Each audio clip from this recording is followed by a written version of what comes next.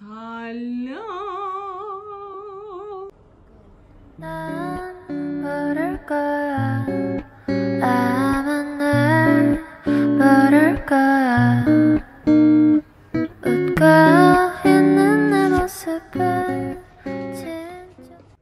امشب قراره بریم یه جای خیلی باحال و الان ساعت 11:30 شبه و من آماده شدم که با هم دیگه بریم.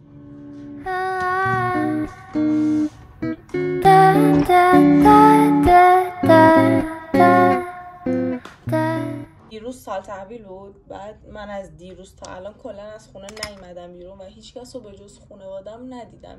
امشب یه نفر بیاد دنبال من، با هم دیگه بریم اون شخص رو واسه اولین بار توی زندگی میخوام ببینم و میشه اولین آدمی که من توی سال 1403 قراره باهاش آشنا بشم.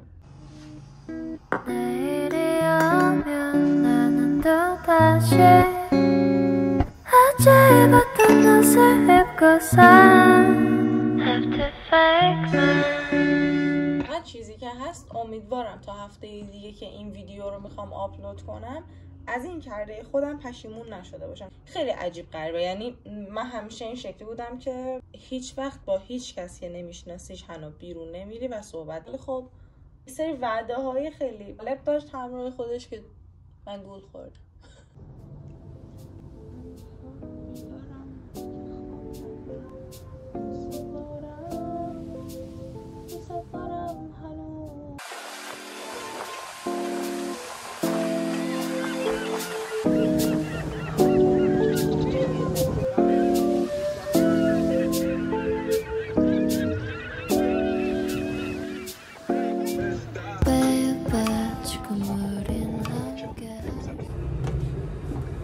سلام، امروز فکر کنم 9 اردیبهشت، این دومین ویدیوی من توی امساله. شما فکر کردین اولی سوره خیلی این جمله رو گفتم که خیلی وقت ویدیو نذاشتم، دیگه میخوام سعی کنم ویدیو بذارم، ولی خب بازم من یک ماهی که ویدیو نذاشتم. طبقه دوم که چرا این اتفاق میفته، با اینکه هر روز میشینم بهش فکر میکنم که بخوام ویدیو جدید بگیرم، ولی خب یه چیزی جلوی منو میگیره. البته میدونم ولی خب نمیدونم چرا این باید همچین کاری بکنه.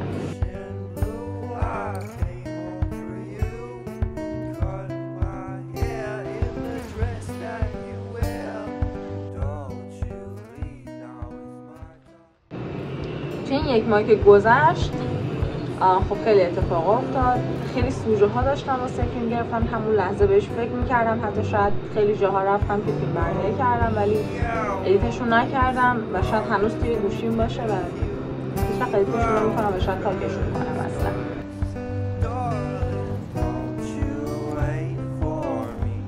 و خب توی این چند وقت این مدلی بودش که من آدمی جدید آشنا شدم از همون اول سال. شاید میخواستم یه ارتباط جدید شروع کنم. ما قرار بود بریم خونه یه خورده استراحت کنیم، ولی خب الان ساعت 3 شبه، رفتیم شام خوردیم و تصمیم گرفتیم که موتور رو برداریم بریم یه دوری بزنیم تا ساعت 5 بعد بریم پدر. بعدش دیدم که نه اصلا فکر کنم نیست. از دوستای خیلی قدیمیم اومد، بعد از 5-6 سال تونستم ببینمش.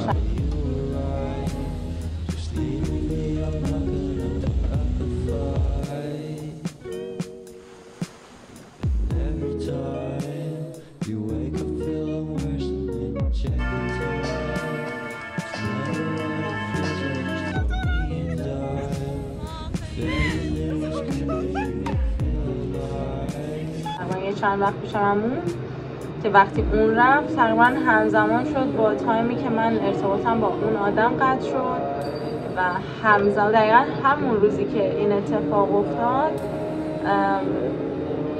من خیلی خبری بدی شنیدم که حالا نمیخوام راجبشون صحبت کنم و از اون طرفم دقیقا تایمی که سپیده از در خونه ما رفت بیرون و رفت سمت فرودگاه گوشیمو که چک کردم دیدم که پیام اومده که دیگه نیا سر کار.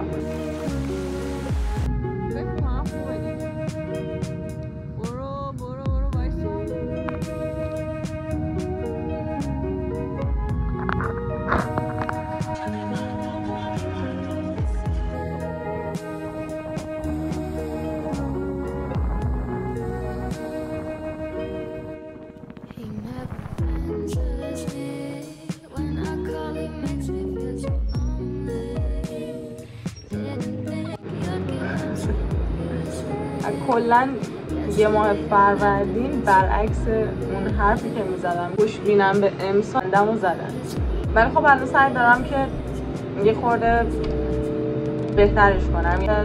تقریبا الان شاید 2 یا 3 هفته است که میگذره از این که من سر کار نمیرم. شکلی میگذره روزای من که کلا توی خونم هر روز داره تایم خوابم بیشتر میشه، برنامه هم کامل به هم ریخته. نمیدونم بهتون گفتم یا نه، من دانشگاه ثبت نام کردم طراحی مد و فشن. اصلا هی داره بیشتر میشه، هی پروژه‌های بیشتری دارن بهمون میدن، به کار عقب افتاده.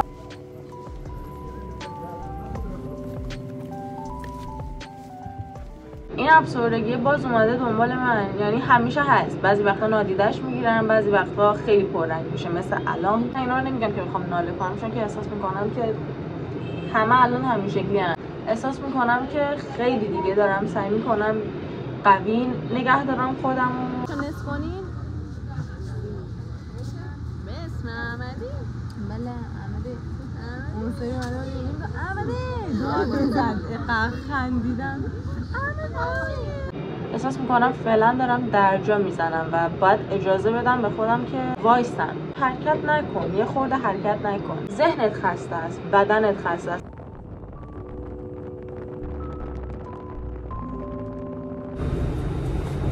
الان احساس میکنم که دیگه وقتشه که بلند شم. واسه همین دوباره دوربین رو دستم گرفتم.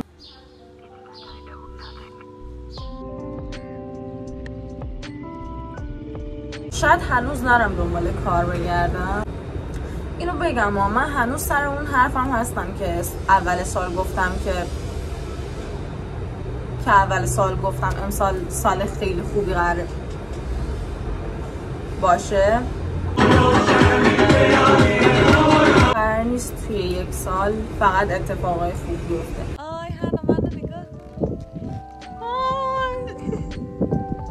البته همه این اتفاقایی که افتاد و خورد تو ذوقم همشون، البته به جز 1 یا 2 تاشون، همشون اتفاقایی بودن که باعث شدن که من خیلی راهم بازتر بشه. باید بپذیریم که اتفاقای بد همیشه هستن، ولی خب ما باید باهاشون یه جوری کنار بیایم.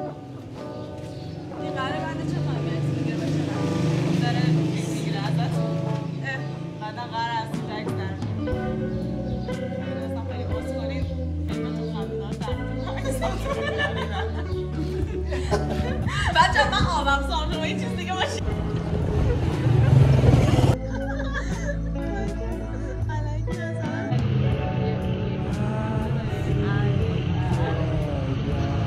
شاید در آینده نزدیک تصمیم گرفتم که 75 روز سخت رو بخوام درستش کنم و شاید اون 75 روز رو هر روز از خودم ویدیو گرفتم براتون گذاشتم.